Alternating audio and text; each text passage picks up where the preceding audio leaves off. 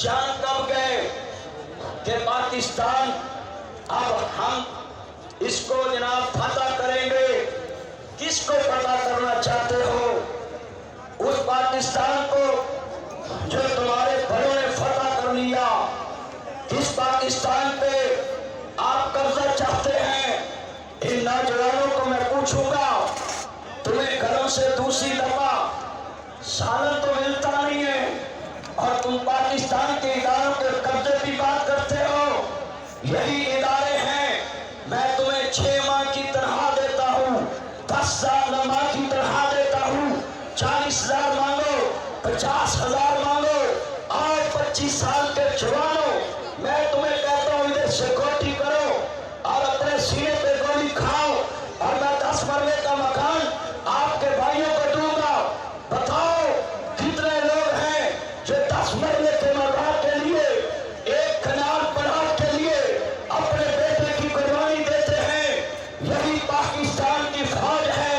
یہ پاکستان کے مضبوط ادارے, یہ ایس سی کے جوان, یہ آئی بی کے جوان, یہ ایم آئی کے جوان, یہ پاک فوج کے جوان, یہ سید جنرل جناب جتنے بیٹھے ہیں عاصم منیر صاحب کی کمان میں, جنرل ندیم انجم کی کمان میں, یہ بچے کہیں آپ کے بارڈر پہ ڈیوٹی دیتے شہید ہو جائے تو آپ ان کے پلاٹوں کی گردان فیس بک کے گردان میں ہو.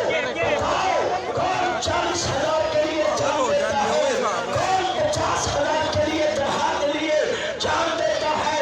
ادھر میں نے بڑے بڑے دیکھے ہیں, جب کسی کی جان کا مسئلہ آتا ہے تو وہ جناب دوڑ جاتے ہیں, مگر جب سیلاب آئے پاکستان مسلم لیگ کے لوگ اپنی فوج کے ساتھ مل کر ادھر نظر آئیں گے. جہاں سیلاب آئے وہاں فوج نظر آئے گی, جہاں زلزلہ آئے وہاں فوج نظر آئے گی, اور یہ پاکستان کے وفادار لوگ وہاں نظر آئیں گے. ہر علاقے میں آپ کو یہ بزرگ حافظ صاحب کے بندے وہاں نظر آئیں گے. میں پوچھنا چاہتا ہوں ان 25 سال کے جوانوں سے, تم ان بناسی ٹھیکوں کے کہنے پہ اپنے ملک کے اس ادارے پہ حملہ آور ہوئے جس پاکستان کے ادارے میں جناب یوم تکبیر پہ پوری دنیا کو یہ پیغام دیا کہ قلم ہوئے سر کلمہ ٹوٹیاں, سینے دے وچ کلمہ ٹوٹیاں, اس سے دیئے سے تیری نالے ازلا بانو سلمہ ٹوٹیاں. پھر جا کے یہ موقع بنیا پاکستان کو سوکھا بنیا.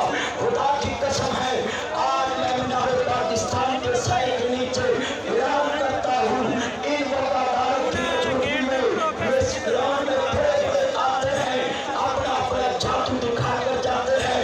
مگر یہ وہ لوگ ہیں جنہوں نے پاکستان کی حفاظت کا ذمہ اٹھایا.